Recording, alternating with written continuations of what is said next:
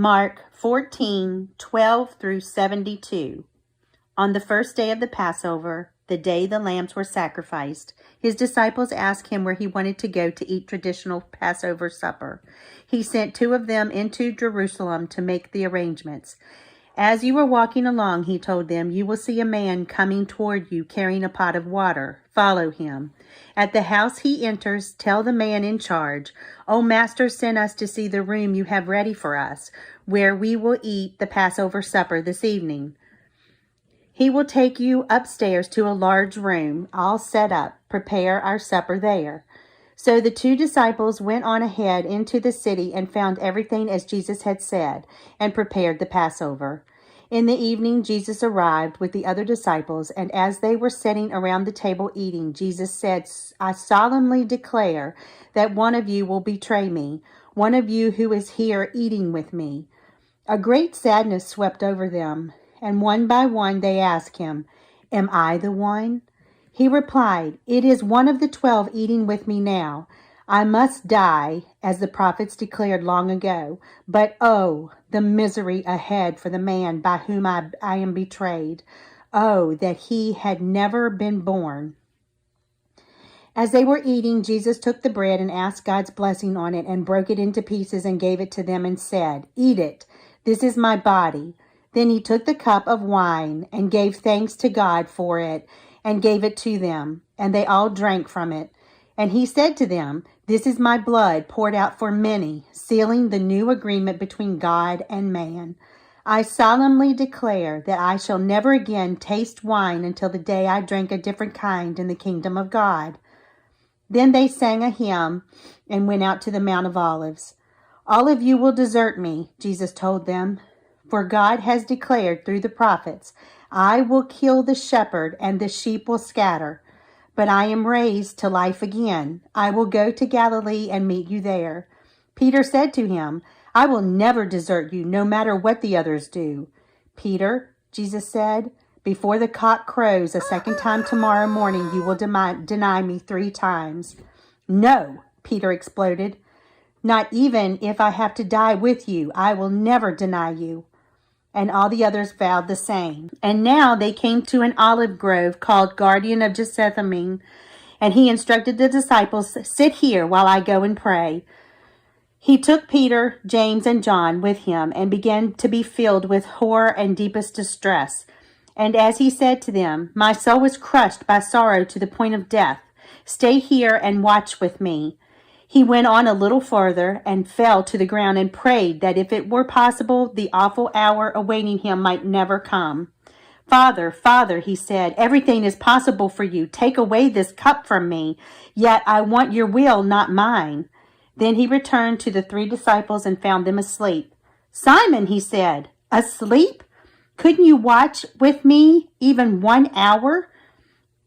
Watch with me and pray lest the tempter overpower you. For the spirit is willing enough, the body is weak." And he went away again and prayed, repeating his pleadings. Again he returned to them and found them sleeping, for they were very tired, and they didn't know what to say.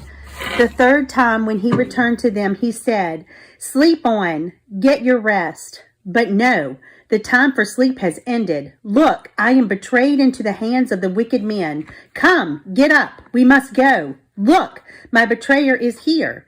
And immediately while he was sleeping, Judas, one of his disciples, arrived with a mob equipped with swords and clubs sent out by the chief priest and other Jewish leaders. Judas had told them, "You will know which one to arrest when I go over and greet him. Then you can take him easily." So as soon as they arrived, he walked up to Jesus. "Master," he exclaimed, and embraced him with a great show of friendliness. Then the mob arrested Jesus and held him fast. But someone pulled a sword and slashed at the high priest's servant, cutting off his ear. Jesus asked them, "Am I some dangerous robber that you come like this, armed to the teeth to capture me? Why didn't you arrest me in the temple?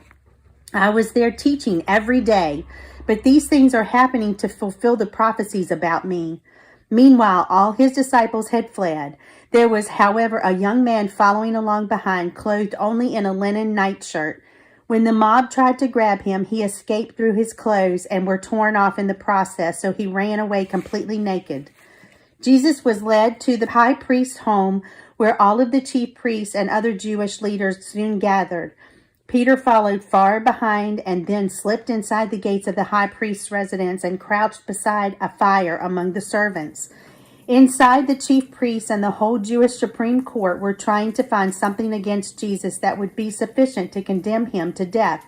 But their efforts were all in vain. Many false witnesses volunteered, but they contradicted each other.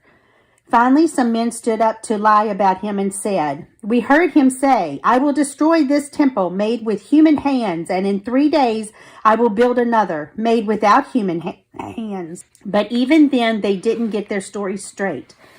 Then the high priest stood up before the court and asked Jesus, "Do you refuse to answer this charge? What do you have to say for yourself?" To this, Jesus made no reply. Then the high priest asked him, "Are you the Messiah, the Son of God?" Jesus said, "I am, and you will see me sitting at the right hand of the God and returning to earth in the clouds in the heaven." Then the high priest tore at his clothes and said, "What more do we need? Why wait for witnesses? You have heard his blasphemy. What is your verdict?" And the vote for the death sentence was unanimous. And some of them began to spit at him, and they blindfolded him and began to hammer his face with their fists. "Who hit you that time, you prophet?" They jeered, and even the bailiffs were using their fists on him and led him away. Meanwhile, Peter was below in the courtyard. One of the maids who worked for the high priest noticed Peter warming himself at the fire. She looked at him closely and then announced, "You were with Jesus, the Nazarene." Peter denied it. "I don't know what you're talking about," he said, and walked over to the edge of the courtyard. Just then, a rooster crowed.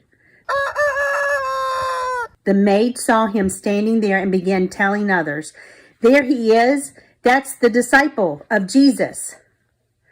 Peter denied it again. A little later, others standing around the fire began saying to Peter, "You are, too, one of them. You are from Galilee." He began to curse and swear. "I don't even know this fellow you are talking about," he said. And immediately, the rooster crowed the second time. Suddenly, Jesus' words flashed through Peter's mind. "Before the cock crows twice, you will deny me 3 times." And he began to cry. No.